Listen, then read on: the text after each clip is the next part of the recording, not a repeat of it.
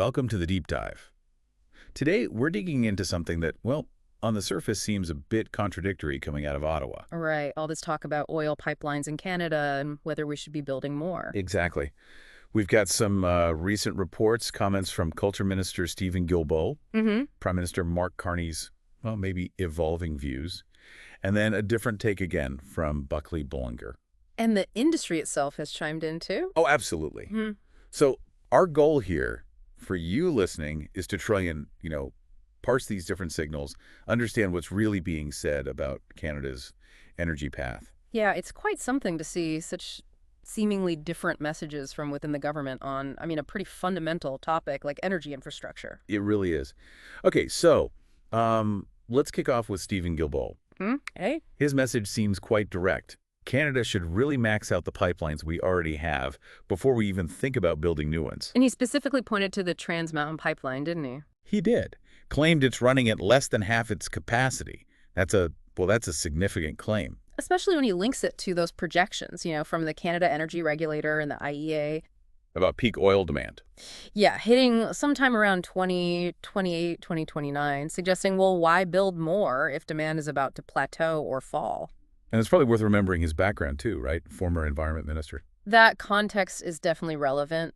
His focus on using current assets fits with that and with the idea of a global energy shift. But that Trans Mountain capacity number... We need to hold on to that thought. For sure. Because then, almost the next day, you hear these reports about Prime Minister Carney. And it sounds, different. Yeah. Suggesting an openness maybe to more pipelines. But with a condition achieving national consensus first. What does that even mean in practice, though? That's the million-dollar question, isn't it? And he also seemed potentially open to looking at the emissions cap for oil and gas. Right, the limit on their total greenhouse gas emissions. Yeah. And maybe even tweaking the Impact Assessment Act. That's the big environmental review law. Which seems like, a departure from his campaign stance on keeping that cap firm. And there was that comment from Alberta's Premier Smith, too, suggesting Carney sounded different in private meetings. It's intriguing. It could signal, a response to economic pressures or maybe industry lobbying. That openness on regulations certainly speaks to what the oil and gas sector has been asking for. Which brings us neatly to Buckley Belanger, the Secretary of State for Rural Development. Okay. He kind of pushed back hard against any idea of mixed signals. Asserting unity, was it? Yeah, basically saying the government is united in supporting the oil and gas sector. Yeah. He really highlighted Canada's position, third globally in production. Focusing on building on that success, strengthening trade. It's a very different angle compared to Guilbeault's focus on, say, peak demand. A real emphasis on the current economic importance and future potential through exports. Trying to reassure the industry, maybe. Seems likely. But what is the industry saying? Because the report mentioned something important there. Right. It said the sector actually hasn't shown any desire to build new pipelines under the current rules. So despite government talk, the companies themselves are hesitant? Apparently so. And remember that letter after the election from 38 oil and gas CEOs? What did that say again?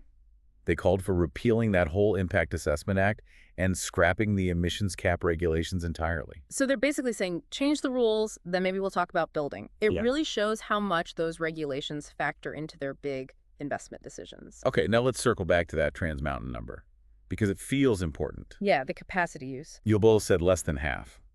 But the report also mentions Canada Energy Regulator data suggesting, around 76% utilization late last year.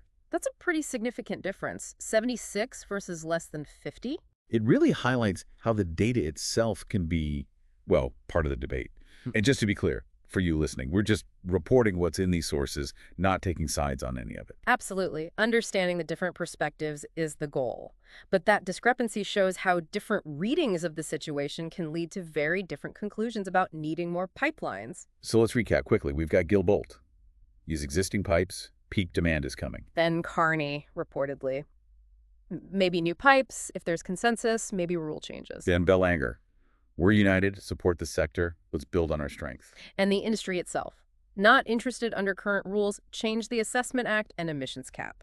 The flashpoints seem to be pipeline usage stats, future oil demand forecasts, and, crucially, the regulatory environment. Yeah, you really see this tension playing out. It's environment versus economy versus the politics of getting everyone on board. Exactly.